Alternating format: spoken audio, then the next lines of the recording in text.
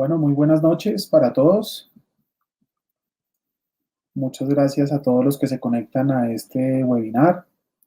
Estamos iniciando nuestra transmisión en la noche de hoy.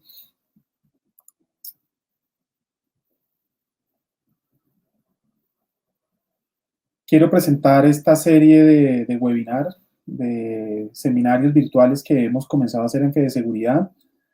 Este es el primer webinar de la serie Vigilancia y Seguridad Privada, hablando de vigilancia y seguridad privada. En la noche de hoy hablaremos de armas no letales y la vigilancia privada.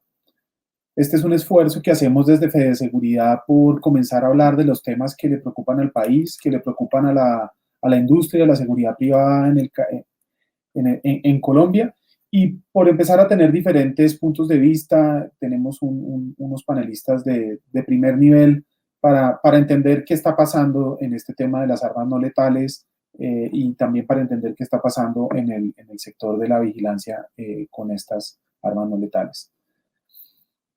En el webinar de hoy nos acompañan Manuela Suárez. Manuela es investigadora del área de seguridad y política criminal de la Fundación Ideas para la Paz, es economista y máster en ciencia política de la Universidad de los Andes en Colombia y tiene estudios en la Universidad de Nueva York y en la Universidad Johns Hopkins. Es la autora del informe Colombia, un gran mercado de armas sin incentivo para reducirlo. Nos acompaña el honorable representante de la Cámara, el doctor Gabriel Jaime Vallejo.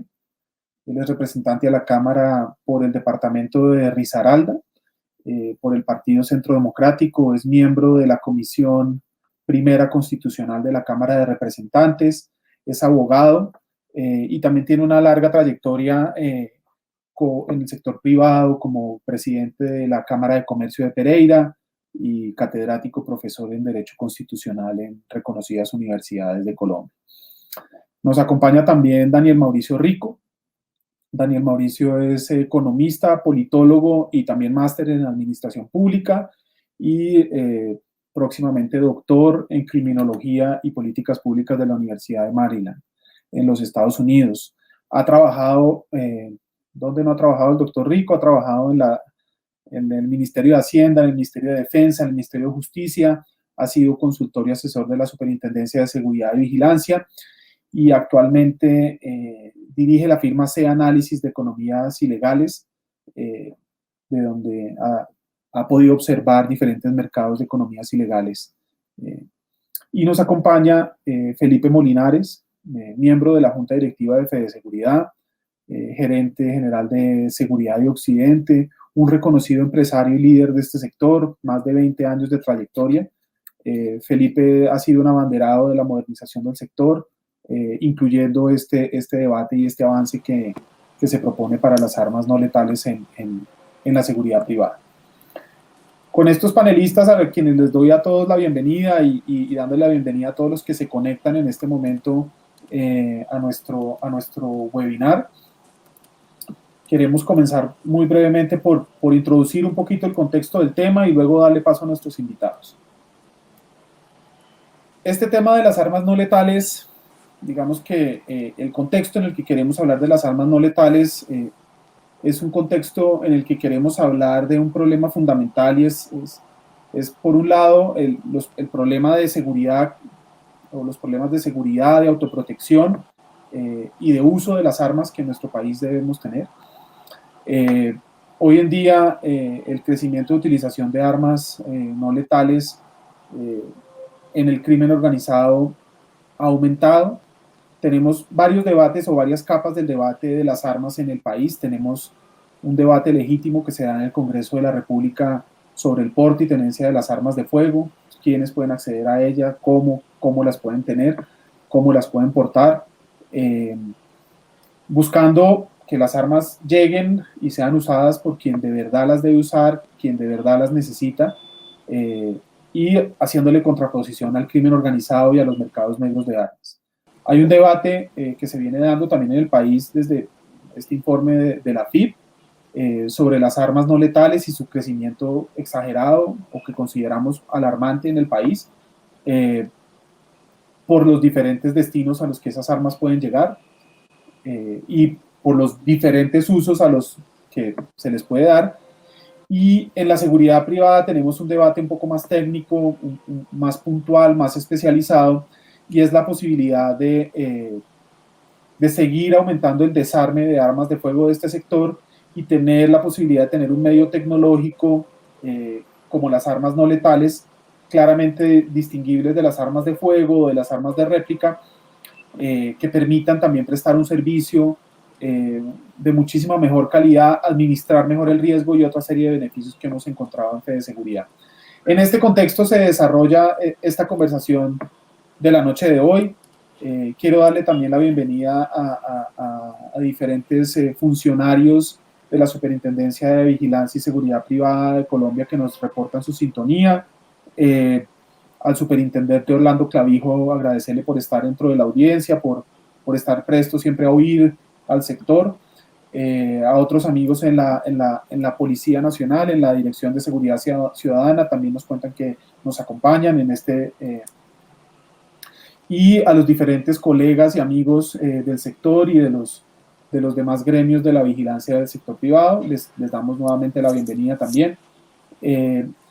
Y comenzaría este webinar después de esta presentación y de esta contextualización del tema, pidiéndole a nuestra panelista Manuela Suárez, investigadora de la FIP, que nos pudiera contar para la audiencia un poco qué fue lo que la FIP encontró, qué está viendo sobre el tema de armas no letales, muy puntual, digamos, muy concreto, Manuela, para poder empezar a ponerle, digamos, marco a esta conversación que tendremos en la noche de hoy.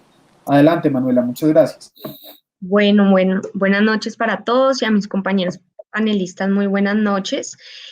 Para contarles un poquito sobre el estudio y contextualizarlos sobre el tema del mercado de armas, la FIP realizó este estudio tratando de tener un foco un poco distinto a lo que se viene viendo sobre el análisis de las economías criminales, y es entender esto como un mercado que tiene una línea de oferta, una línea de demanda, unos mecanismos de comercialización, y como tal, ese es el punto de analizar el mercado de armas, como lo hicimos en este informe. Los resultados lo que nos mostraron es que en Colombia se calcula que más o menos el mercado de armas en manos de civiles están calculado en alrededor de 5 millones de armas, en donde la gran mayoría, más de 4 millones de armas, estarían en lo que se denomina como el mercado no legal. Pero acá es bien importante entender qué es este mercado no legal. El mercado no legal no es simplemente las armas de contrabando que es posible que entren al país, pero además son las armas que se comercializan y se fabrican en muchas ocasiones de manera legal y que van itinerando en el mercado con sus componentes, con sus municiones y con su utilización ilegal. Es decir, cuando hablamos que cerca del 70 o el 75% de las armas que se calcula que están en manos de civiles en Colombia están en el mercado ilegal, no necesariamente quiere decir que provienen de un origen ilegal o que son fabricadas de manera ilegal, sino que entran en esta dinámica de itinerancia entre el uso y la comercialización legal e ilegal. Pero además de alrededor de 5 millones de armas que están en manos de civiles, nos dimos cuenta que no se estaban contando más o menos 1.500.000 armas que han entrado a Colombia, armas denominadas en la legislación como no letales desde el año 2009 y que han tenido un incremento brutal en su importación en los últimos años. De acuerdo con las cifras de la plataforma comercial Legiscomex, en el año 2009 se calcula que entraron alrededor de 8.500 armas denominadas como no letales. Aquí entran armas que son las armas de aire, las armas de fogueo, armas que no usan munición convencional. Y para el año 2019 y el año 2020, año de pandemia, entraron alrededor de 190.000 unidades de estas armas. Nosotros nos preguntábamos en el informe cuál era este mercado tan grande que estaba demandando súbitamente una cantidad tan significativa de armas de este tipo. Esta fue la primera alerta que encontramos. Sobre esto, al estudiar los puntos de regulación en Colombia, nos encontramos que si bien en normas como el Código Nacional de Convivencia están mencionadas, o como el Estatuto de Seguridad Privada también están mencionadas, en ningún aspecto de la regulación colombiana están definidas, caracterizadas, ni en su comercialización, ni en su uso, ni en ningún otro aspecto. Entonces, llamamos la atención sobre la importancia de entrar no solo a regular estas armas, como bien sabemos que, por ejemplo, es la intención del gobierno nacional, después de todo esto que ha ocurrido, en donde diferentes medios se ha visto el uso de estas armas con fines, apoyando fines que no necesariamente pues conducen a lo que debería ser, que en algunos casos es entretenimiento, deporte, como se utilizan ahorita, sino entrar a discutir cuáles son estas armas, cómo deben definirse, cómo deben regularse cada una de manera específica de acuerdo a la categoría a la que pertenecen, porque las armas no letales no son únicamente estas que parecen o se ven como armas convencionales de fuego, también están las armas químicas como los gases, y también están las armas eléctricas como los taser, por ejemplo. Entonces, la necesidad de entrar a regular, porque lo cierto es que hay un mercado que lleva actuando de manera legal todo este tiempo al no estar reguladas. Hay unos agentes económicos que llevan comercializando estas armas, hay otros, hay partes de la demanda de estas armas, como es el caso del sector de seguridad privada, que tiene unas intenciones legítimas de utilizar las armas, y es de ahí la necesidad de entrar a hablar de la regulación de estas armas como parte de una conversación que debe ser más amplia, y es no la actualización, sino la creación de una política efectiva de control de armas, que según los datos estadísticos sobre criminalidad, pues no se ve que haya efectivamente un control de las armas de fuego por parte del Estado colombiano. Este sería pues, el panorama general. Muchas gracias. Muy interesante como planteas, comienza a plantear la discusión de lo general, digamos, de las armas de fuego, el mercado, ese mercado no legal, que podría ser también esos atrasos administrativos de permisos o de falta de actualización de quién las tiene. Pareciera que las armas se mueven, digamos, sin su requisito legal de actualizar los salvoconductos y demás. Y haces un acápite de este crecimiento importante de esta categoría de las llamadas armas no letales o de fogueo traumáticas, que empiezan también a aparecer dentro del récord de las organizaciones criminales como armas que tienen, y también dentro de algunos usuarios civiles que las usan también como protección. Muy interesante. Para terminar de acotar el tema, yo le pediría al doctor Felipe Molinares, quien está en el lado de la seguridad privada, quien ha buscado, que por supuesto estamos desde el lado del uso legítimo y transparente de las armas para un servicio fundamental como es el de la vigilancia privada. Felipe, conversábamos y por qué no le cuentas a la audiencia. Quiero darle también bienvenida y saludar muy especialmente a varios que nos están escribiendo ya en nuestro muro y en los comentarios. Muy especial saludo a Luz Elena Morales en la superintendencia.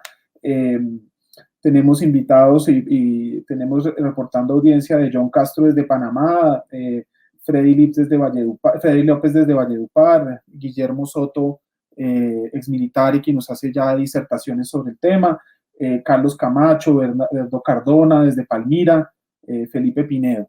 Muchas gracias a todos para conectarse. Le daría paso a Felipe. Felipe tiene 2 o 3 diapositivas muy sencillas que amplían un poquito el capítulo de armas no letales en la seguridad privada. Felipe, cuéntanos cuál es el planteamiento que tú estás haciendo y qué es lo que tú estás viendo dentro de este tema de las armas y de las armas no letales en la seguridad privada. Creo que aquí ya te van a proyectar. Perfecto. Primero que todo, en vigilancia y seguridad privada se pueden usar diferentes medios. Uno de ellos, las armas de fuego, pero hay otros que están bajo las categorías de medios tecnológicos, y allí en los medios tecnológicos uno pueden ser las armas no letales. Pasando a la siguiente, Este es un sector que ha venido creciendo mucho, incluso en el estudio de Manuela lo menciona. Los últimos 3 años, pues pasamos de 763 empresas en el 2017 a 799 en el 18 y 861 en el 2019, que es el último dato oficial publicado que conozco. ¿Esto a qué nos lleva? A que el personal operativo está creciendo en mismas proporciones. Se estima en un cálculo personal basado en el último reporte del 2017 de personal operativo, que hoy podemos tener entre vigilantes, escoltas y operadores de medios unos 330,000 personas. El sector es más grande, pero estos serían los que tendrían acceso eventualmente a las armas. Pasemos, por favor. ¿Qué es lo que compone el objeto de los servicios de seguridad privada? Es prevenir y detener perturbaciones que puedan afectar la seguridad y la tranquilidad de quienes contratan dichos servicios. Concretamente, proteger su vida, proteger sus bienes. Los cuerpos de seguridad privada no tienen ninguna otra misión principal diferente a esta. No están para controlar otras situaciones más propias de las esferas de la seguridad pública.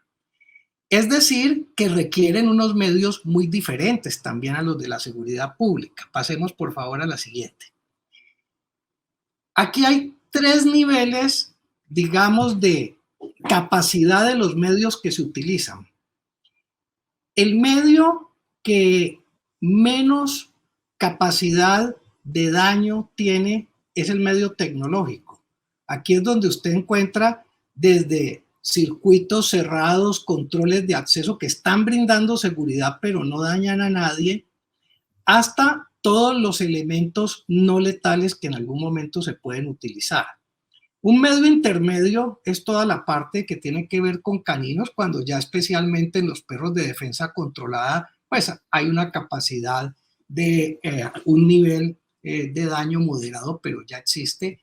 Y el medio que definitivamente puede producir ya más daño, pues es un arma de fuego que está hecha para eso. Las armas de fuego se necesitan en la vigilancia privada cuando el nivel de riesgo lo amerita, cuando estamos hablando de bancos, transportes de valores, escoltas, algunos tipos de industrias, sin duda necesitan un arma de fuego. Pero muchos otros niveles de amenaza no requieren un arma de fuego, pero tienen que tener un medio tecnológico. Pasemos a la siguiente, por favor. Aquí es donde entramos ya en las armas no letales como medio tecnológico apropiado para esos niveles de riesgo intermedio o bajo que hay en la seguridad privada, que entre otras componen la gran mayoría de los clientes. Ahí entran muchísimos conjuntos residenciales, etcétera. ¿Cuál es el requisito básico de un arma no letal apta para la seguridad privada? Primero, que tenga la capacidad de detener una agresión. Un arma que no pueda detener un agresor no está protegiendo al guarda, ni mucho menos a los bienes tutelados. Que tenga la capacidad de inmovilizar temporalmente ese agresor, produciéndole unos mínimos riesgos a su integridad personal, y que sean claramente diferenciables de las armas de fuego. Un arma no letal no se debe parecer a un arma de fuego. No debe tener la misma morfología, ni color, ni mecanismos.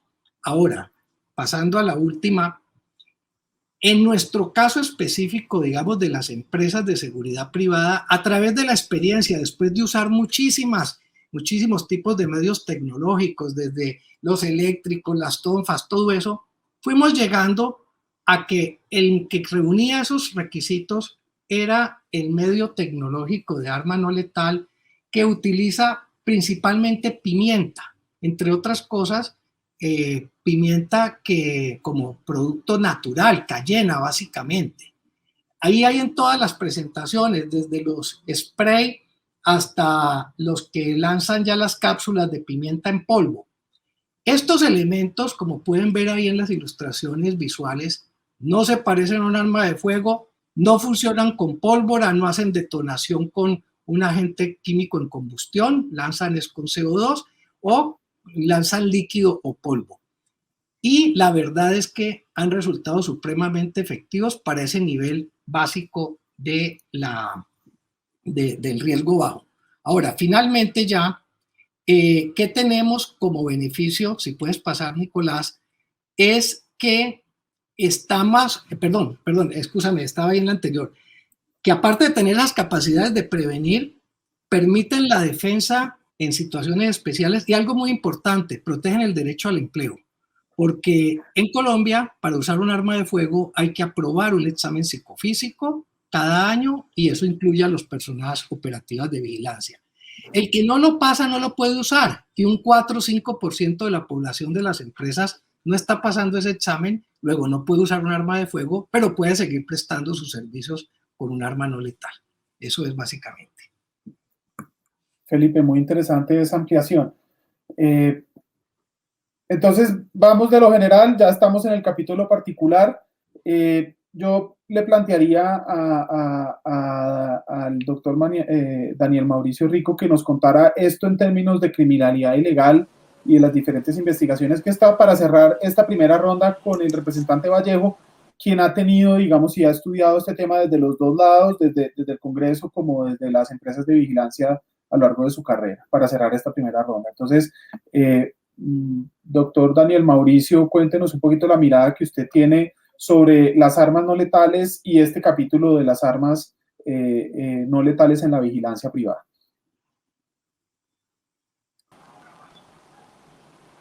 Daniel. ¿Aló?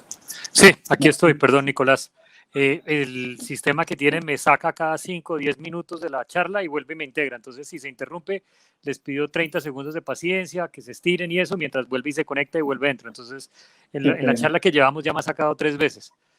Voy a anotar bien el nombrecito de la plataforma para no volverlo a usar. Entonces, no, pues no sé si alcanzó a oír la pregunta. Sí, alcancé a oírla. Primero, pues darle las gracias a Fede Seguridad por esta invitación. A Nicolás, estos debates construyen país y construyen democracia y son muy importantes. Y creo que son debates que no se abordan en suficiente profundidad normalmente en los medios de comunicación o en los debates que se dan de manera muy rápida en torno al tema de armas en Colombia. Lo segundo es un reconocimiento al trabajo especialmente de Manuela. Lo que sabemos y lo que se ha estudiado, buena parte es lo que se ha hecho desde la FIP. Muy interesante que una persona joven, especialmente mujer, que haya una nueva generación de investigadores y esté gente con rigor y con técnica haciendo eso. Y pues agradecer por este trabajo, porque para quienes trabajamos en este tema, este ha sido como el primer estudio que le pone números y un contexto profundo a eso. Yo quiero dividir mi intervención en tres temas. Lo primero es, ¿qué sabemos en materia de armas traumáticas hasta ahora? ¿Qué riesgos representa esto y qué oportunidades? Y a partir de ahí ver la relación entre armas traumáticas y seguridad y vigilancia privada en Colombia. Entonces, ¿qué sabemos? Adicional de lo que está el estudio que publicó Manuela con la FIP, lo que podemos saber es que, y lo que yo he encontrado en las investigaciones, en el trabajo de campo, ha sido 2 cosas. Lo primero es que la expansión de las armas traumáticas está muy relacionada con el sector de la vigilancia y la seguridad privada.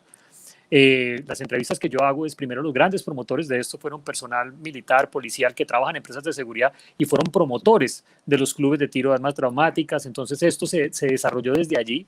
Y una condición importante es que las armas traumáticas surgen como una alternativa al armamento de menor costo y para evadir los costos y los controles de la corrupción en Indumil. Entonces, para encontrar la fuente de este proceso es un arma, tal vez la más barata que encontramos en el mercado legal, un arma, una Córdoba Indumil que vale entre 7 y 8 millones de pesos, viene siendo sustituida por las armas traumáticas que pueden costar en el peor de los casos 1 millón de pesos y no se demoran 1 o 2 años en aprobación, o si en Indumil se paga corrupción que se demora 2 meses, pero este fue el mecanismo. Entonces tenemos que encontrar que corrupción, empresas de vigilancia y seguridad, personal de empresas de seguridad y vigilancia primera han estado en el centro de este proceso. Lo segundo que sabemos es que Manuel ha presentado unos datos importantes sobre el comercio legal de estas armas, pero también hay mucho otro que no entra por ese proceso, especialmente su origen es Turquía. Y lo que hemos encontrado en algunas investigaciones preliminares es que está muy relacionado la expansión de la venta de cocaína por la ruta hacia Turquía y la llegada de armas traumáticas, como en su momento lo vimos antes cuando estaban las FARC y el Caguán con el tráfico de armas y el tráfico de drogas. Entonces, esto no es descabellado entenderlo en ese contexto. Y lo tercero que yo quisiera señalar, que es lo que sabemos, es que el volumen y el tamaño de esto ya, y esto lo han mostrado los medios de comunicación, ya es un problema de seguridad nacional. O sea, esto no es un problema administrativo, es un problema de control, sino cuando uno ya está hablando de proporciones de 500.000 armas al menos traumáticas en el mercado, que 500 personas han sido capturadas en manifestaciones y en la protesta, en los bloqueos con armas traumáticas, que hay empresas y talleres dedicadas exclusivamente a transformar armas traumáticas en armas letales, ya existe un mercado, esto debería ser entendido, entonces, pero no tenemos una reacción proporcional de política pública frente a este problema. O sea, que haya crecido en estos números ese problema es muy importante. Entonces, eso es lo que sabemos, este no es un problema menor, este no es un asunto menor. Digamos que aquí lo que es más importante es, bueno, cuál va a ser la reacción, si esta reacción de política pública es proporcional al desafío que tenemos. El incremento de los atracos, bueno, y podemos mencionar muchos efectos de la expansión de armas traumáticas en este país. ¿Qué riesgos tienen?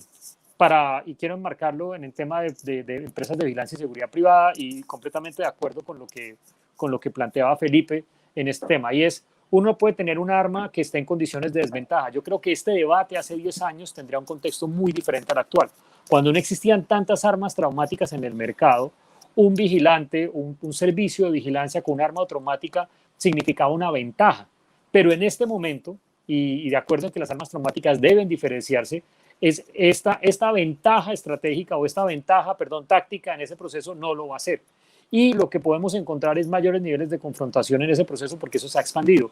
Yo realmente creo que la apuesta del sector no debe ser hacia la migración de armas letales, en lo cual comparto completamente la posición de FedeSeguridad de desarmar el sector y la importancia de generar incentivos y mejores sistemas, pero no debe ser ya, en este momento ya no debe ser migrar de armas letales hacia armas traumáticas o armas no letales, sino debe ser una migración clara de armas letales hacia sistemas de tecnología y de comunicación mucho más eficientes. Esa debería ser la verdadera apuesta a largo plazo. Creo que la oportunidad para hacer una transición de desarme de armas legales a automáticas ya la perdimos. Cuando ya tenemos en el mercado más de 500.000 de armas, eso es un gran mercado negro y es una estructura problemática en ese proceso. Yo les dejo un dato que a mí siempre me ha impresionado desde hace un tiempo que hice algunas consultorías y he venido estudiando el tema de seguridad y vigilancia privada.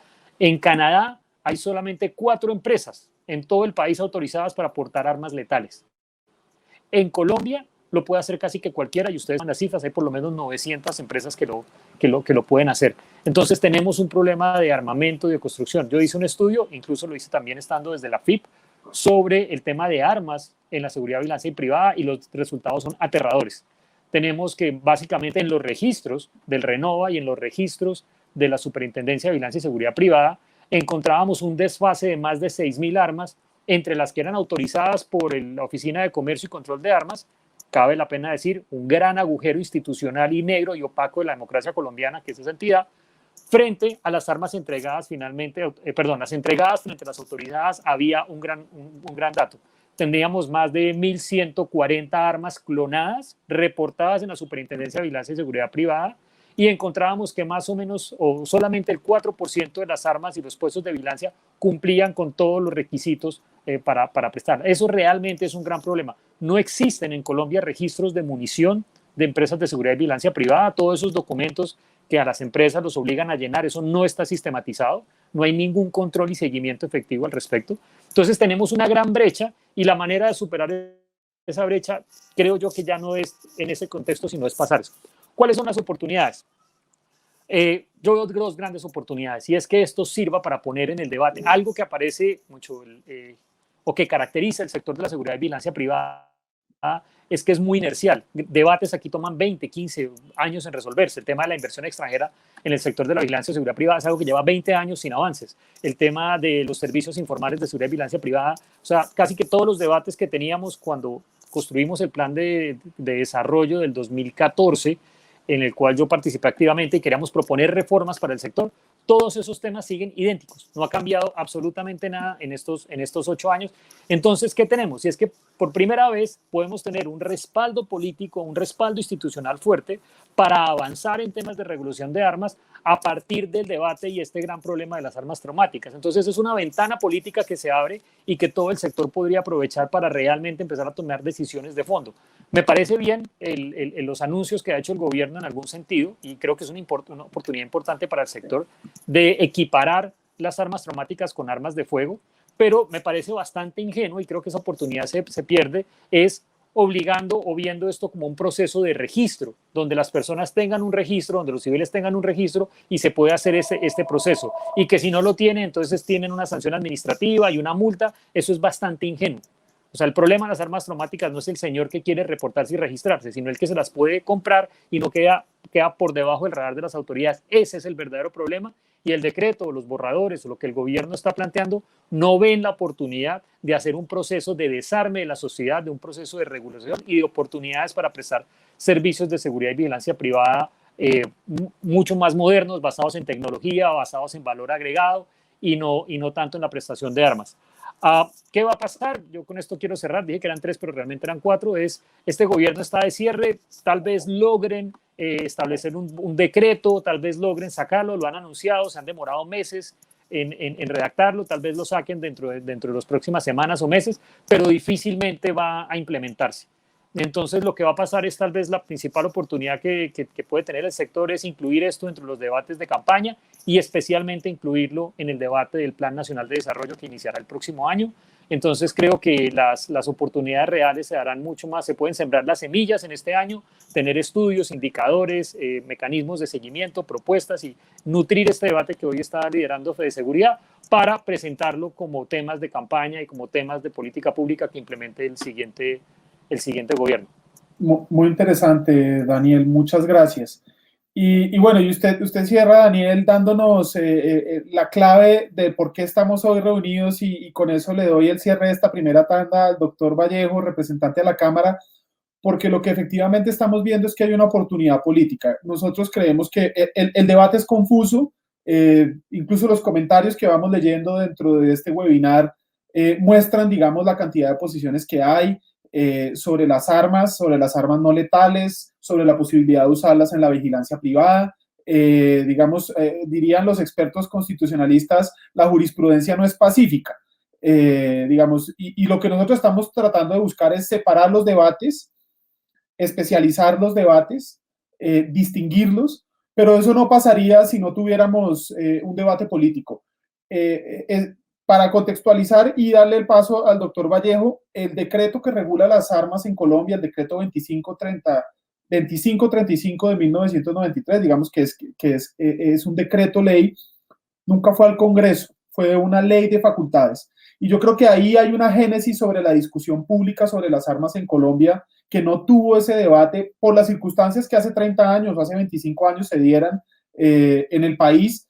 El Congreso de la República en su momento prefirió darle unas facultades especiales al presidente de la República. Acabábamos de reformar la Constitución, le dieron unas facultades, pero este debate no se ha dado, ¿sí? En ninguno de los niveles, ¿sí? Creo que la única reforma o ajuste fue recientemente, hace 2 o 3 años, con el ministro Botero en el porte y uso de armas en el Ministerio de Defensa, pero efectivamente llevamos mucho tiempo sin poder dar este debate. Doctor Vallejo, ¿cómo ve usted el ambiente político para comenzar a separar los debates? ¿Cómo ve el ambiente político para que el tema de las armas sea un tema que se pueda abordar de manera técnica y entender los diferentes niveles de riesgo? ¿Cómo percibe usted ese ambiente político hoy? Y muchas gracias por acompañarnos. Nicolás, buenas noches. Un saludo muy especial, por supuesto, para ti y para Fede Seguridad por habernos invitado a este webinar, a mis compañeros de panel, a quienes nos acompañan en la transmisión, en un debate que además es esencial para la cotidianidad de cualquier país.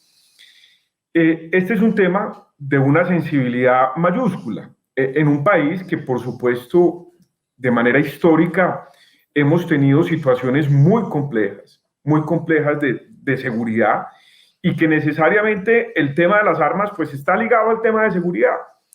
Y nosotros, yo tenía 3 diapositivas, pero no las voy a presentar, simplemente también para hacer una aproximación importante antes de hablar del tema político.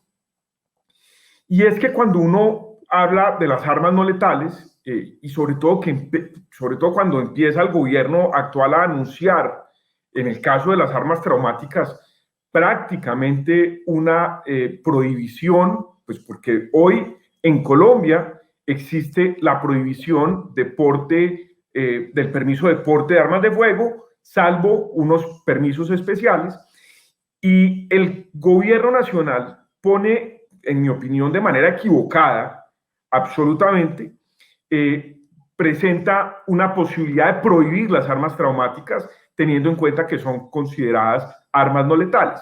Y el primer error que comete es equipararlas o equilibrarlas a armas de fuego. Eso uno no entiende cómo en la definición de arma de fuego el gobierno en el proyecto de borrador la equipara a un arma traumática a un arma de fuego. Ese es un primer punto que llama muchísima la atención, porque, por supuesto, yo creo que es un error. Como ha sido un error, y en esto pues es una posición política para contestarte la pregunta, Nicolás, como ha sido un error la suspensión general de los permisos de porte.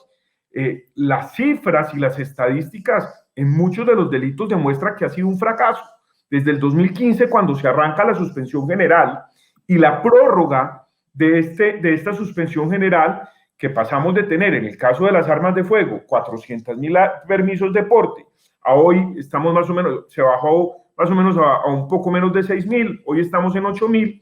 Cuando uno mira esa reducción de la restricción, pues el impacto es un fracaso, porque si bien ha habido una reducción en homicidios, pero pues no se compara ni se compadece con esa proporcionalidad en la reducción de los permisos, con un agravante, y es lo que siempre hemos dicho, y es que se restringe al ciudadano que el mismo Estado le otorga ese permiso, pero el bandido, el delincuente, pues está por fuera del control del Estado. Entonces, nosotros creemos que este es un debate necesario en el Congreso de la República. Yo sí creo, de allí que radicáramos el proyecto de ley, hablando de armas de fuego, para que ningún presidente abuse del artículo 223. Recordemos que en Colombia el monopolio de las armas de fuego, importación, fabricación, está en cabeza del Estado, pero existe la posibilidad de que los ciudadanos a través de permisos de porte o permisos de tenencia las puedan tener. Lo que sí llama la atención, y este es un punto importante, es que estamos yendo ya más allá del tema de las armas de fuego, que son las armas no letales. En el caso de vigilancia, Nicolás, a mí ese tema sí me preocupa enormemente, por una sencilla razón. Cuando uno ve el decreto 2187 del 2001, en el artículo segundo, este es un punto que en mi opinión, y estoy de acuerdo con lo que hablaba Felipe, en mi opinión, esta restricción de armas no letales, o prohibición prácticamente, afecta la prestación del servicio de vigilancia privada y dentro de su esencia, como lo explicaba él, que es salvaguardar vida y bienes de los ciudadanos. Y ojo con esta definición, que habla del artículo segundo. El vigilante así considerado en el desempeño de su labor, me voy a permitir leerla rápidamente. Oigan esto, puede utilizar cualquier medio que sirva para lograr la finalidad de la actividad que se le encomendó. Y dice aquí, trátese de armas de fuego, medios tecnológicos, caninos, bastones de mando, vehículos, comunicaciones, armas no letales y cualquier otro elemento debidamente autorizado por la superintendencia. ¿Por qué me refiero a esto?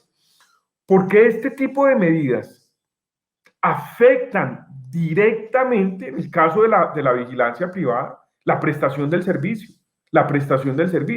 Porque, entre otras cosas, y todos lo sabemos en el sector de vigilancia, el trauma que es el registro de las armas en la Oficina de Control Comercio de Armas. Eso ustedes lo saben. Eso es para una empresa de vigilancia debidamente autorizada por la ley.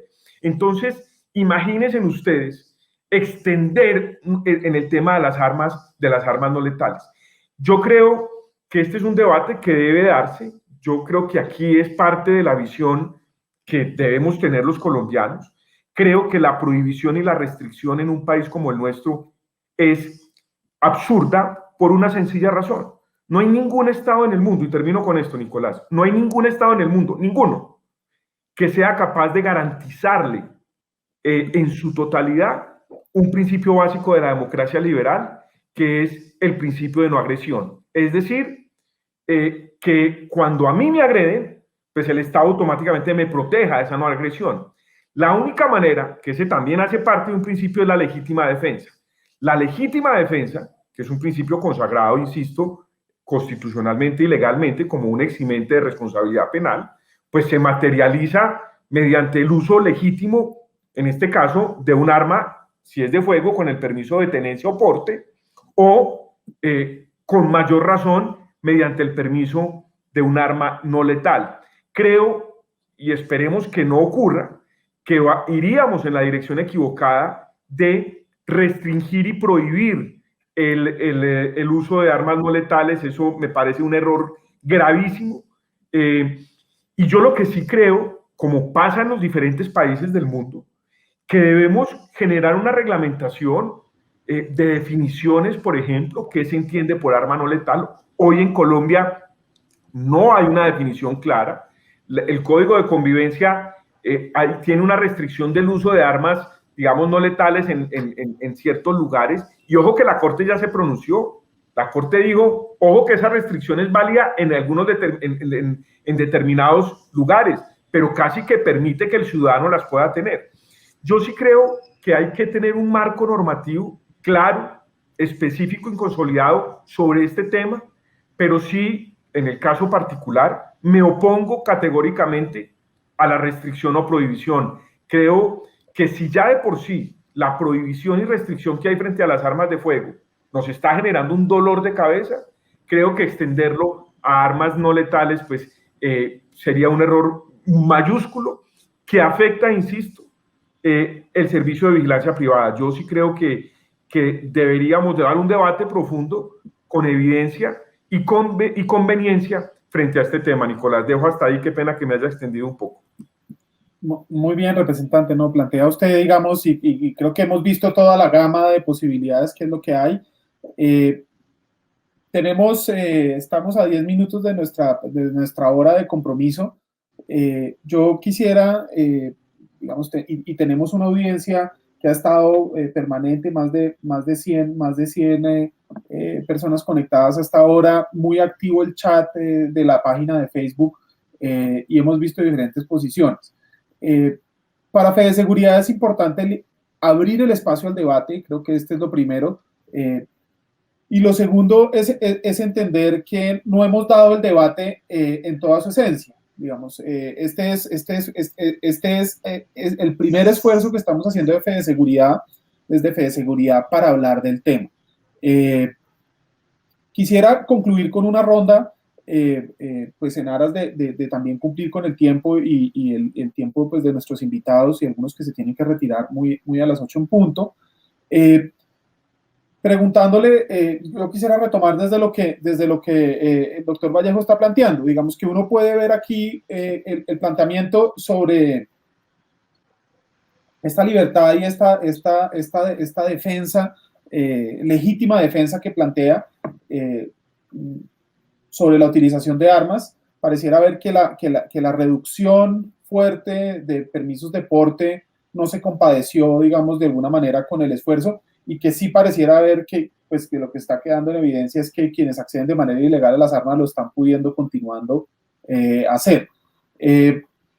Yo quisiera hacerles una pregunta. Desde la FIP sabemos, por ejemplo, y dentro de las conversaciones que hemos tenido sobre este tema con ellos, hay un interés por empezar a esbozar una política pública de armas. Entonces yo les preguntaría, porque me parece importante, dada la audiencia especializada que tenemos, tanto de empresas como de entidades regulatorias, como miembros del Congreso, yo les propondría que buscáramos cerrar esta conversación en los 3 niveles que le hemos dado, con cuál podría ser una propuesta para cada uno de estos niveles, o cuál podría ser un principio de discusión de una regla para zanjar un problema que estamos planteando muy bien. En el porte y tenencia de armas, pasamos ya lo dijo el doctor Vallejo, de fácil porte a ahora imposible porte de armas, digamos, pasamos de un extremo al otro. Ese es un primer debate que hay y en ese sentido su proyecto de ley. Tenemos un segundo debate de esta categoría de armas no letales o de baja letalidad, que están las posiciones de asimilar las armas de fuego y entrarlas en esa reducción, o está la posibilidad de excluirlas de ese debate, porque aquí también estamos hablando de usos recreativos y otro tipo de usos, digamos, legítimos y legales sobre todo, y por supuesto el uso que le está dando la seguridad privada, que la seguridad privada también ha evolucionado de ser un prestador de un servicio armado a ser un prestador de un servicio de un análisis de riesgo y determinar en dónde debe poner qué, ¿sí? Entonces hoy hay, digamos, esa segunda línea. Y una tercera línea, y es que pues el delincuente está pudiendo acceder indiscriminadamente tanto a armas de fuego como a armas no letales. Incluso tenemos ya medios de comunicación que reportan muy bien cómo las armas no letales, incluso que son de réplica, en realidad son unas armas de fogueo que son réplicas de armas de fuego, con unas modificaciones relativamente sencillas, las vuelven armas de fuego. ¿Cuál podría ser una propuesta en este debate en cada uno de esos niveles? Y pues terminaría la ronda como la empezamos, digamos, Manuela, Felipe, Daniel y el doctor Vallejo. Bueno, pues yo creo que estamos todos de acuerdo en la necesidad de lograr al menos una discusión abierta y dinámica sobre este tema y pues que lo que se está proponiendo unilateralmente desde el gobierno nacional no sea el resultado de lo que ocurra. Ahora, lo cierto es que los decretos reglamentarios que actualmente están vigentes tienen casi 30 años de haberse estructurado y están bastante atrasados con respecto a actualizaciones legislativas que ha habido en otros países. En temas, por ejemplo, de marcación de ciertas partes de las armas que permitiría eventualmente identificar cuando estas son incautadas, todo su proceso comercial, porque yo sí quisiera ser muy clara en que estas armas que se mencionan, que los utilizan los delincuentes, que se utilizan para fines delictivos, no son armas que por lo general se construyen en un sótano debajo de la tierra. Son armas que se fabrican en empresas legalmente constituidas en distintas partes del mundo, incluso en Colombia. Colombia actualmente es un exportador de armas. Son armas que se comercializan en distintos momentos de manera legal a diferentes países y son armas que, como mencionaba anteriormente, entran al mercado negro de manera itinerante cuando van y vienen.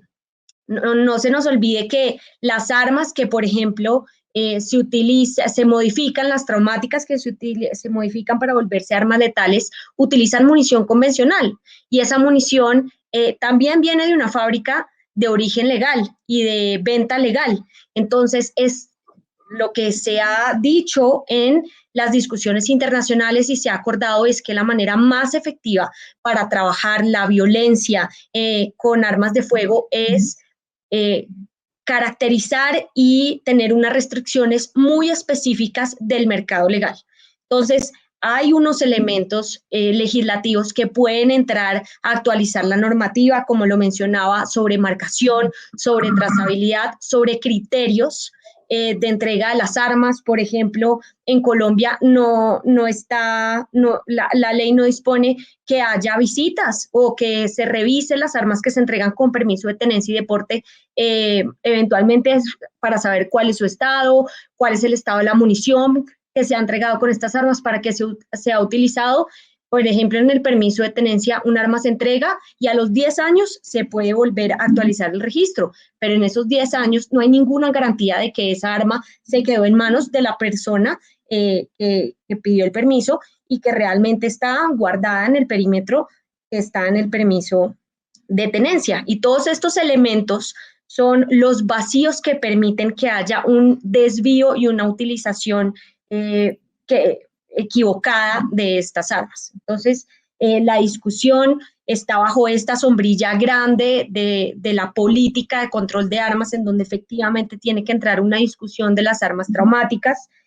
Yo creo que con un fin último, y es tener un consenso sobre cuál es la estructura deseada en Colombia del mercado de armas y quiénes deben ser estos actores y cuáles son los criterios que se deben utilizar para que los distintos actores que de manera legítima quieren utilizar estas armas, como es el sector privado, pero también como es un sector de la ciudadanía, pero también como es el sector público, porque no se nos olvide, por ejemplo, que hay unos problemas en el uso de las armas por parte de funcionarios del sector público. Este señor que fue asesinado en Cali, que pertenecía a la fiscalía, era una persona que momentos antes de su asesinato había matado a 2 personas con un arma que tenía permiso de tenencia por cuenta de su trabajo. Entonces, elementos adicionales como verificar el estado emocional y mental de los funcionarios que utilizan las armas de fuego y a quienes con mucha más flexibilidad se les otorga estos permisos por cuenta de su trabajo es otro elemento que debería discutirse. Entonces, en general, creo que estamos de acuerdo en que hay que discutir el tema, hay que abrir el espacio en el Congreso para construir una política en donde se pueda debatir desde los diferentes sectores que consideramos pues, que debe haber una restricción muy, muy fuerte sobre el mercado legal, pero también sobre quienes consideran que debe haber pues otras flexibilidades y otros actores que deberían tener acceso a las armas. Muchas gracias, Manuela. Creo que, Felipe, si quieres dar como tu punto de vista, y seguiríamos con Daniel. Sí, miren, como, digamos, representante en este foro de los empresarios de la seguridad privada, les indico que somos un sector con unas particularidades muy diferentes a las personas civiles que usan armas y, con mayor razón, a los organismos del Estado. Primero que todo, nuestros hombres y mujeres operativos cada año tienen que pasar por un examen psicofísico que no tiene vigencia sino de 1 año. A la empresa nos pueden haber dado el salvoconducto por 10, pero la gente que usa el arma cada año tiene que revisarse en sus aptitudes físicas y mentales. De otra parte, tenemos también que estas personas nuestras tienen que ir cada año también a un curso de reentrenamiento. Y si no, no se pueden carnetizar en la superintendencia donde tenemos todas las bases de datos de la gente que está prestando los servicios. Las visitas a las empresas por parte de la superintendencia son permanentes, bajo distintas modalidades, y se audita todo tipo de cosas, entre ellas, en ocasiones, el armamento.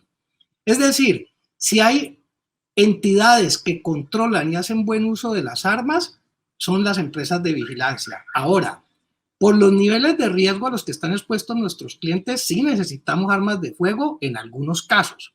En otros necesitamos otros medios. Y ahí es donde hay unas armas no letales que consideramos aptas y otras que consideramos no aptas. A mí, a título ya particular y empresarial, el arma traumática para mí, para mis servicios, no aplica porque no me gusta tener un vigilante con una pistola que se parece a una pistola de verdad, que la persona que va a cometer el hecho delictivo ya está pensando que va a tener una capacidad de fuego de respuesta que realmente no tiene y me expone al vigilante. Pero en cambio, las que inutilizan ese agresor a una distancia media con un chorro de gas pimienta o con un polvo de pimienta, sí me sirven porque además a ese delincuente no le sirve esa arma porque no puede atracar a nadie con ella porque no se parece en nada a un arma letal, luego no es atractiva para la delincuencia ni se puede transformar en un arma de fuego ni más. Entonces, cuando uno esculca el mercado con toda la tecnología que hay en el mundo, sí hay armas no letales muy apropiadas para la vigilancia privada. Y yo creo que lo que hemos venido pidiendo, y en esto hemos tenido aceptación de la actual administración de la Superintendencia de Vigilancia, es reglamentelas, indíquenos cuáles debemos utilizar y cuáles ustedes se abstendrán de aprobarnos. Pero sí debemos tener en las empresas de vigilancia, según el riesgo, desde armas de fuego hasta medios no letales, para que realmente podamos contribuir a salvaguardar la vida y los bienes de aquellos ciudadanos que no tienen la protección del Estado permanente. Son muy pocos los ciudadanos colombianos a los cuales el Estado protege con un carro blindado y unos escoltas de la UNP, que además son de las empresas de vigilancia. La inmensa mayoría de nosotros tenemos la protección normal del cuadrante de policía del barrio, pero requerimos en los edificios donde vivimos y en otra serie de sitios a la vigilancia privada para que nos proteja un conjunto de habitantes de esa zona.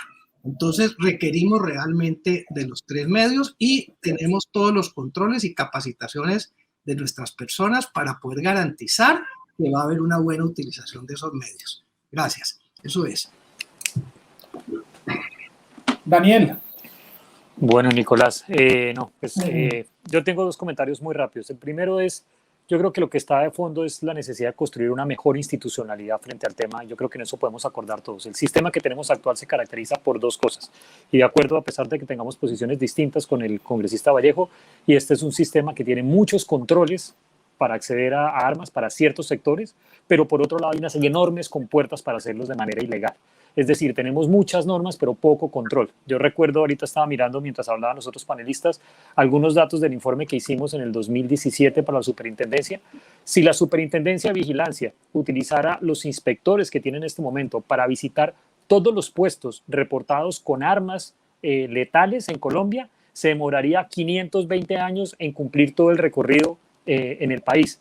La Superintendencia de Vigilancia y Seguridad Privada es la Somalia de las superintendencias en Colombia. No tiene una capacidad real de hacer control efectivo de eso. Entonces podemos poner todas las normas que las personas pueden decidir si las cumplen o no, si las cumplen o no las cumplen, porque no hay una verdadera capacidad de la superintendencia. Es una entidad a la que no se le han entregado los recursos, el músculo para cumplir completamente su labor. Entonces tenemos ahí una cantidad de requisitos que realmente en la práctica son difíciles de establecer y se vuelve un control muy de papel. El segundo punto, entonces, en materia de esto en la institucionalidad tenemos que pensar cómo se articulan con otras entidades para que las normas que se tomen, los cambios que se generen en la normatividad, tengan alguna capacidad real. Y aquí tenemos que hablar de la importancia de la Oficina de Control Comercio de Armas, que, insisto, es un gran agujero negro en la democracia colombiana. Tal vez es inaudito y no existe otro país en el mundo donde la policía colombiana no pueda acceder a las bases de datos de quienes tienen armas en Colombia. La policía colombiana no puede saber cuando identifican un puesto de control si el certificado de tenencia, aporte, lo que le entregan es verdadero o falso, porque la Oficina de Control Comercio de Armas, controlado por un sector del ejército colombiano, no le permite acceso a la policía. Eso no tiene sentido en un país que tiene una tasa de homicidios, una tasa de criminalidad tan alta, que la policía quede limitada. No le estamos diciendo que publiquen esa base de datos, que se la den a todo el mundo, pero que la Policía Nacional pueda diferenciar eso, pueda tener un acceso mínimo a saber quiénes son los coleccionistas de armas, a que se les dieron armas, quiénes son todos los sectores y las empresas de esquemas de vigilancia privada, los esquemas de seguridad, etc. El segundo, y para cerrar mi intervención, y yo creo que en esto pues es un tema que es muy importante, es cómo vamos a dar el debate. Lo que está de fondo detrás de eso es el tema de si las armas son un derecho y si tenemos pleno acceso y si queremos una sociedad más armada o una sociedad menos armada. Si podemos una posición como la de los Estados Unidos, una posición más parecida a la de Europa, o si nos queremos más parecer al régimen de Brasil, que en este momento está generando y promocionando desde el Estado créditos para que la gente acceda a armas como mecanismo de seguridad individual y seguridad privada. Entonces es un debate de fondo. La pregunta es, y yo creo que lo que debemos tal vez plantear es cómo queremos dar este debate. Y aquí hay dos posiciones que parecen un poco irreconciliables, ¿sí? Más acceso a armas o menos acceso a armas, y si esto tiene algún sentido. Esta discusión se puede dar eternamente en términos de principios, de filosofía, de debates, etcétera, etcétera. También se puede dar en términos normativos, que dice la Constitución, que establece, eso se puede cambiar y se puede ajustar, pero también, y es un poco la invitación, es lo que no se da, es un debate basado en evidencia. ¿Qué nos dicen los estudios? En Colombia, afortunadamente, se han estado, y en eso sí, pues creo que la evidencia contradice un poco la posición del doctor Vallejo, y es que lo que nos ha mostrado es que el sistema de control de armas en Colombia y la restricción al porte de armas sí ha tenido unos efectos directos, causales y demostrados sobre la reducción de homicidios en Colombia. Eso lo estudió, esto no lo hice yo, no lo hicieron mis colegas, esto lo hizo el Departamento Nacional de Planeación, hizo ese estudio, hizo una demostración, un artículo que está publicado con una revisión de pares académicos, y hay otros estudios para otros lugares del mundo, para otros países. Entonces, si este debate lo vamos a dar a función de principios, pasiones y este tipo de cosas, es un debate que va a ser muy complejo de llevar. Y la invitación es un poco en que empecemos a considerar la evidencia, lo que se ha estudiado para otros países, el conocimiento que tenemos y no empezar en este proceso una curva de aprendizaje desde el punto cero a mirar y probar. Pero ahí hay datos, ahí hay lecciones aprendidas y el país debe avanzar y tomar decisiones. Creo que con esto todos estaremos de acuerdo y es que el sistema actual debe migrar hacia algún lado y ser coherente entre las normas que establece y la capacidad de controles que tiene la sociedad. Muchas gracias, Nicolás, y a todos los panelistas por este espacio. Gracias a ti, Daniel. Seguiremos conversando.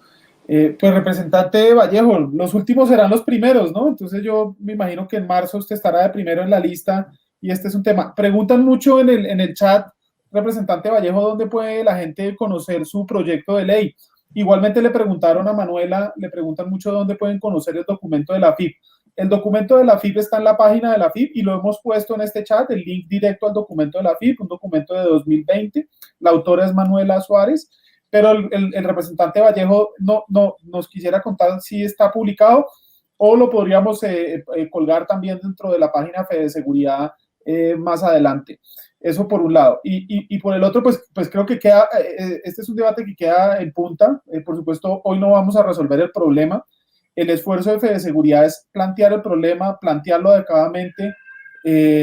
Y yo creo que aquí, digamos, el esfuerzo es oír a la política y oír a la técnica y encontrar el medio adecuado, el justo adecuado, tanto para las armas de fuego en manos de los particulares, que hemos visto en nuestro chat ha habido pues mucha participación alrededor de ese desequilibrio que se generó entre delincuencia armada y ciudadanos desarmados. Ahí hay una percepción también, pues, interesante lo que dice Daniel del estudio, pero digamos hay una sensación de que el uso adecuado y permitido de las armas quedó muy restringido y el uso inadecuado e ilegal sigue.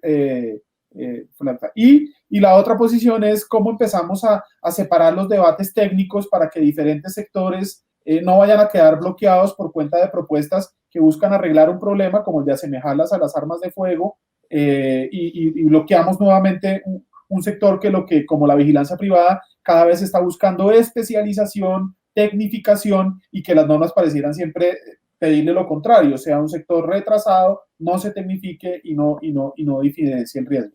Entonces, doctor Vallejo, los micrófonos son suyos para contar cómo accedemos a su proyecto, dónde está, y pues para contarnos cómo vería usted este debate en esta última legislatura o de cara a las presidenciales del año entrante. Nicolás, mil gracias. La ventaja de ser el último es que se retroalimenta uno mucho de lo que hablan quienes anteceden el uso de la palabra. Ese es un proyecto de ley que es el proyecto 405 del 2021, entró por Senado. Cualquier ciudadano puede consultarlo en la página del Senado de la República. Es un proyecto que presentó el Partido Centro Democrático junto con otros partidos. Yo soy coautor de ese proyecto de ley. Todavía no ha surtido el primer debate. Y ojo con esto, Nicolás. Ese proyecto de ley no busca legalizar de manera ilimitada el porte de armas. Eso no es cierto. Lo que busca ese proyecto de ley es evitar que el gobierno nacional, cualquiera que sea, abuse de la suspensión indefinida del uso de armas de fuego. Es que el Estado no puede darle a usted un permiso de porte y decirle que se lo suspende indefinidamente. Estamos diciendo que lo suspenda en casos excepcionales, conmoción interior, grave perturbación del orden público, estado de guerra. Entonces, y ese será un tema de otro debate con Daniel, yo sí creo que ha sido un fracaso, Daniel, por una sencilla razón. Cuando uno se pone a mirar la tasa de homicidios desde el año 2015 al 2019, la reducción fue minúscula por los homicidios de armas de fuego. Es decir, claro, cuando usted compara la tasa desde el año 75 a la fecha, hemos tenido las tasas más bajas de los últimos 30, 40 años. Pero esa no es la discusión. La discusión es si la medida de suspensión es efectiva o no. En mi opinión, es un fracaso. Y aquí viene mi conclusión, Nicolás. Se me olvidó mencionar una norma que además, curiosamente, ninguno de nosotros la mencionamos.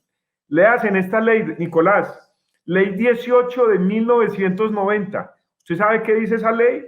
Esa ley prohíbe, oigan esto, prohíbe los juguetes bélicos que sean réplicas de armas de fuego en Colombia. Están prohibidas desde 1990.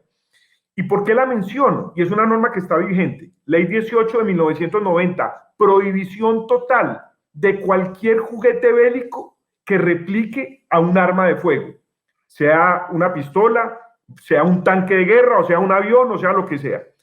Las prohibiciones, pues no sirven de nada. Es decir, el mundo ideal que no existe, es que no existieran armas de fuego y que todos nos viviéramos y que no hubieran muertos por armas de fuego. Lo que pasa es que el mundo ideal no existe. Y ahí es donde yo insisto mucho en que tenemos que ser cuidadosos con las prohibiciones. Las prohibiciones terminan es afectando a un grupo de ciudadanos, a los que cumplimos la ley, pero a ese grupo, otro grupo de ciudadanos que tienen acceso al mercado negro, pues no les importa.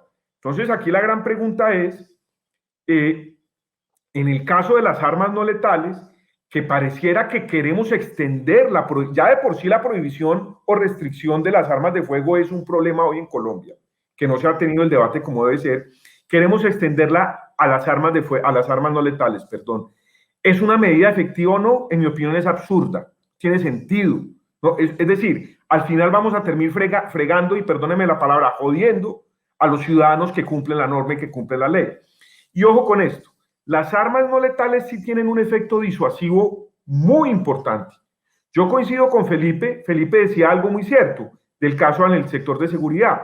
Hombre, si un guarda de seguridad, pues no tiene sentido tener un arma traumática, pues imagínense con el arma traumática, el bandido le saca la de fuego y lo mata. No, yo estoy de acuerdo, Felipe. A mí lo que me preocupa en la definición que yo leía del artículo segundo del decreto 2181, mal no recuerdo, es que por ahí se nos empiezan a meter. Entonces ya empiezan a prohibir las traumáticas y se nos empiezan a meter en esas prohibiciones que terminan afectando el sector de vigilancia, que ese sí me preocupa, porque al final el sector de vigilancia juega un papel fundamental en la seguridad ciudadana, es un complemento a la seguridad, digamos que al valor de la seguridad como valor democrático. Yo concluyo con esto, Nicolás. Yo creo que el debate debe darse en lo político. Es un tema que va a estar sin duda alguna en la agenda política de cara a las próximas elecciones. Y finalmente yo sí creo que un Estado como el nuestro, que es incapaz porque ninguno lo puede hacer, de garantizarle al 100% de la población el derecho a la vida, a la libertad y a la propiedad de los ciudadanos, no puede cercenar un principio fundamental de una democracia como la nuestra, que es la manera de hacer efectivo y defender ese principio de no agresión, que es el principio de la legítima defensa. Y eso solamente se logra si el Estado le permite a uno pues tener herramientas para poderlo asegurar. Un debate muy complejo, coincido en que debe darse con evidencia. Ojo con esto, Venezuela tiene prohibida el uso de armas, prohibida. Y hoy miremos el caso de Venezuela a ver de qué sirven esas prohibiciones de cara a los ciudadanos que, pues, digamos, se limitan. Era básicamente eso. Nuevamente, muchas gracias. Ahí me pasé unos minuticos, Nicolás. Tranquilo, doctor Vallejo. Bueno, tenemos ya la hora de transmisión. Nuestro compromiso era estar una hora. Tenemos un chat muy acucioso. Hemos tenido comentarios muy interesantes, diferentes posiciones.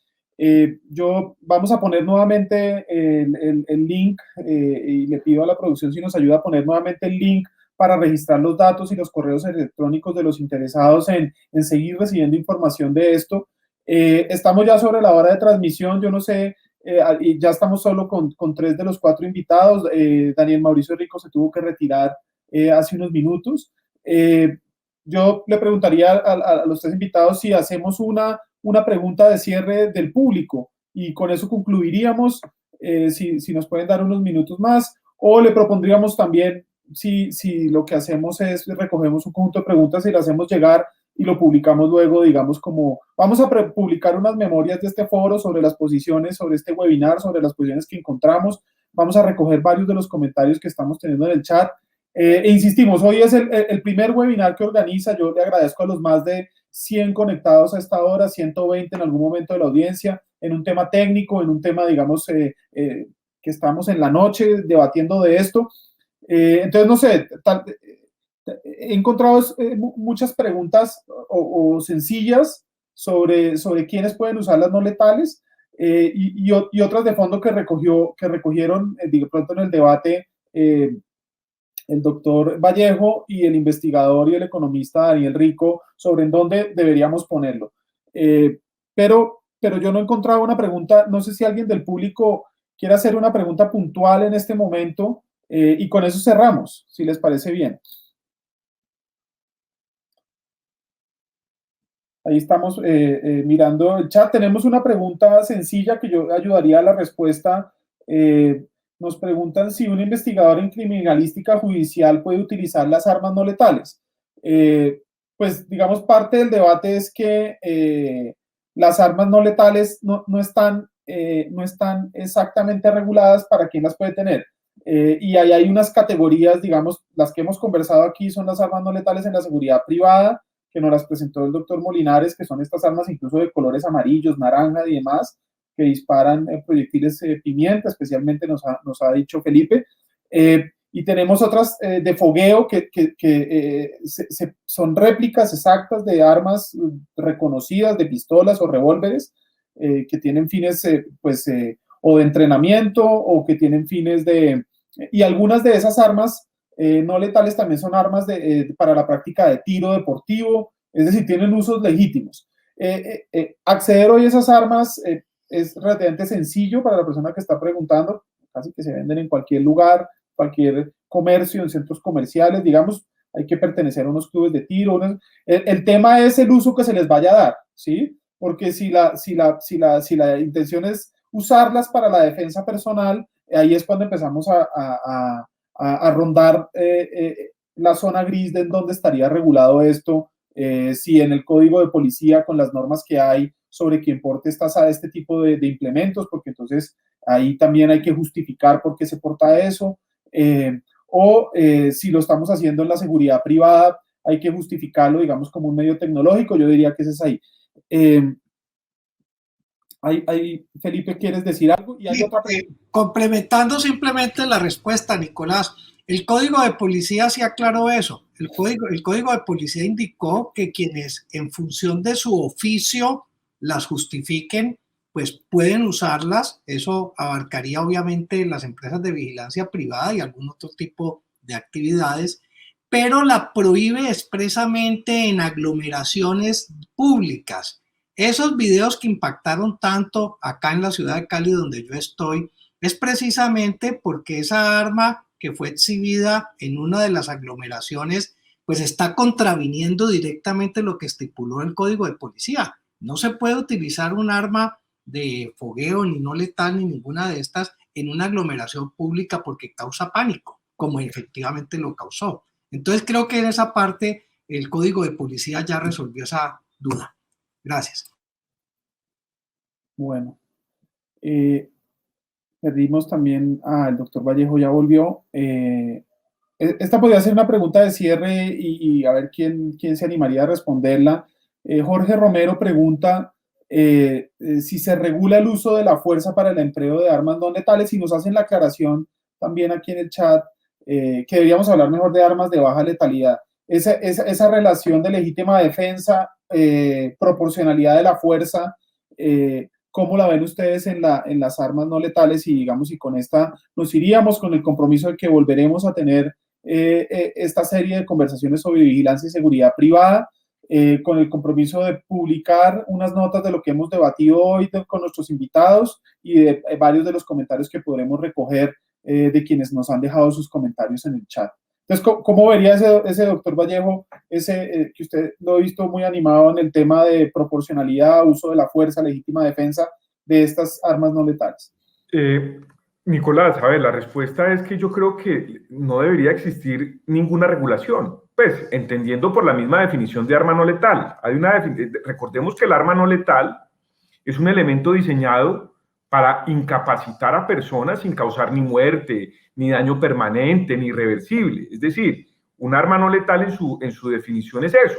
Es decir, lo que hace el arma, pues obviamente es un elemento de protección y de defensa.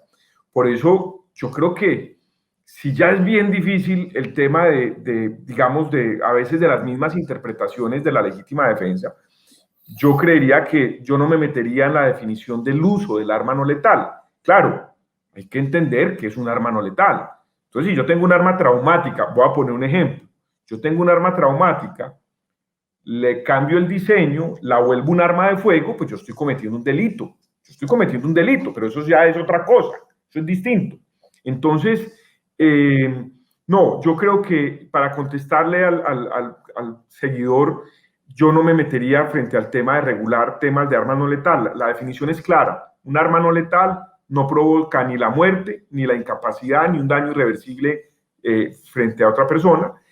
Ahora, sí existe, cuando uno mira el derecho comparado, Nicolás, sí existen otros países, España, por ejemplo, ciertas restricciones frente a un arma no letal como es el gas pimienta que se refería Felipe. Entonces, el gas pimienta solamente puede ser adquirido por determinadas personas. Hay en otros países, por ejemplo, digamos que hay registros cuando una persona adquiere armas no letales, digamos que hay registros en Italia, por ejemplo, se puede permitir el gas pimienta a ciudadanos mayores de 16 años, ¿cierto? Sin antecedentes penales como tal. Es decir, habría que revisarla, pero reglamentar llamémoslo, su uso como tal, yo me opongo a la reglamentación, porque normalmente las reglamentaciones terminan generando restricciones y prohibiciones, los cuales se convierten en un saludo a la bandera. Sí, Nicolás, qué pena yo ahí quisiera intervenir. Sí. A ver, desafortunadamente la letalidad es relativa. No se nos olvide que cerca del 10% de los homicidios que se cometen en Colombia son con objetos contundentes, es decir, con piedras, es decir, con pedazos de madera, es decir, con diferentes elementos que producen la muerte. No se nos olvide que Dylan Cruz fue asesinado por cuenta de un mal uso de un arma que tenía balas de goma. No se nos olvide que la persona que fue asesinada en Bogotá, el abogado Javier Ordóñez, fue asesinado con un taser. Entonces, la letalidad de las armas tiene que ver con su uso, sus características y todo lo que tiene que ver con su manejo. De ahí que quienes utilicen armas de este tipo sí deben tener unos criterios de uso, de manejo, por ejemplo, las armas que se denominan no letales, pero son de gas, tienen que tener unas características adecuadas, cómo se guardan, cómo se utilizan, porque tienen la probabilidad de que se vuelvan letales con un mal uso es muy alta. Entonces, un arma es no letal precisamente porque su definición implica que quien la utiliza y contra quien se utiliza no produce la muerte.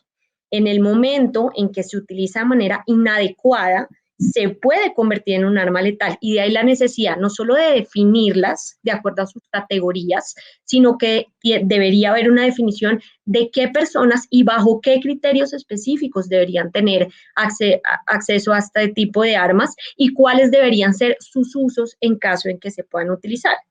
Entonces, yo creería que, de nuevo, estos son elementos técnicos, pero también hay evidentemente una discusión política sobre el mercado y las formas en las que se deben regular estas armas. Bueno, creo que quedamos en punta, como quedan los buenos programas para una siguiente oportunidad. Quiero agradecerle a esta importante audiencia que tuvimos en nuestro primer webinar. Esperamos que sigan conectados con los demás. Quiero agradecerle muy especialmente a nuestros 4 invitados, a Manuela de la FIP, al doctor Vallejo, representante de la Cámara por Risaralda, al doctor Felipe, destacado empresario de la vigilancia en Colombia, y a Daniel Mauricio Rico, investigador. Volveremos en una nueva oportunidad con temas de interés para el sector, con temas de interés para el país, y estén pendientes de nuestras redes y de nuestra página, en donde estaremos publicando el resumen de este evento. Muchísimas gracias. Muy buenas noches, que estén muy bien. Hasta luego. Y gracias, feliz noche para todos.